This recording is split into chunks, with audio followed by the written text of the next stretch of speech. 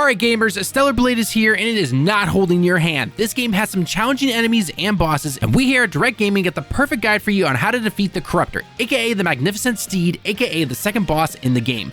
Let's not waste any more time. As with all our guides, we're going to cover the following: how to prep for the boss, including moves and skills that we brought ourselves to said fight, attacks and abilities that the boss will throw at you and how to deal with each one, and finally a full unedited run of the fight sped up a tad. Now, if you saw our first boss guide, then you should have all the moves from here, including Reflection 1 and Beta Energy Recharge 1. A couple of new moves I ended up picking up between boss 1 and 2 are the other two beta moves using L1, Shockwave and Shield Breaker.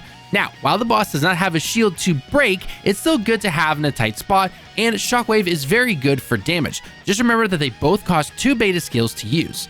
Other than that, there's not really any new moves I can still recommend, as it's still pretty early on in the game, so unless you're playing New Game Plus, this is about it. So now it's time for the boss fight itself. Now when it comes to the boss fight, let's go over the moves the boss is going to throw at you and how to best avoid or counter them. Remember that unless the boss glows a yellow, orange color, or blue that we've seen beforehand, you can block all of the attacks. Also, don't worry if you die a couple times. I definitely died a few times since I was not ready, and it's a new enemy and all that fun stuff. Right away when the boss fight starts, the boss is going to jump down and start shooting these little projectile attacks at you. If you perfect block these, you can actually reflect these back at the boss, thus damaging it.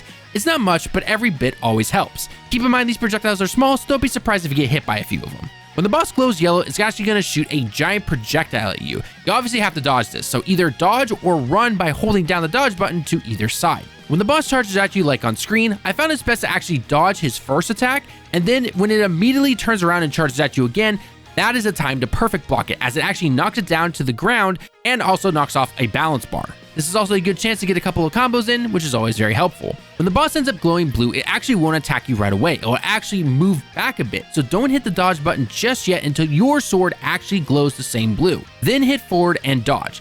Don't try to land an extra combo, however, though, like I did, otherwise you're going to get hit pretty hard. If you're up close and personal with the boss trying to get some hits on it, and you see the boss lower its head to either its right side or left side, it's about to perform an actual melee attack on you.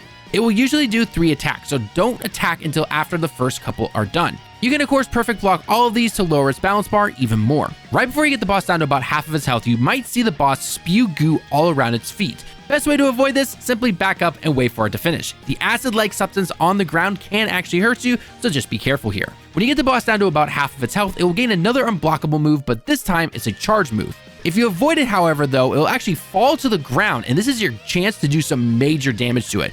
Land a few combos, get some heavy hits in, the works. Other than that, this boss is actually really not that hard. I actually say the first boss was harder, and that's simply because this boss loves to glow blue a lot, and you're probably going to take advantage of it just like I did and be able to take him down after a couple of tries. I still highly recommend doing 2-hit standard attack combos followed by a couple of heavy moves to deal some good damage without leaving yourself wide open to the boss. But again, only after you've either blocked all of its combo attacks or counter the boss by getting behind it. Keep hitting the boss until you get the quick time event prompt and you can finally take the second elite down. Now here's a full run of the boss fight sped up a tad to show you how to take down the Corruptor. As always, learn the attacks and pattern, and it's okay if it takes a couple of tries. If you enjoy the guides, then the like on the video shows us that you enjoy this type of content, and don't forget to check out our other Stellar Blade guides and content along with our other videos in the top right corner and pinned comments. Thanks for watching the video. I've been Tallen with Direct Gaming. I hope you have a great day and week, and I can't wait to see you all in the next one. Johnny.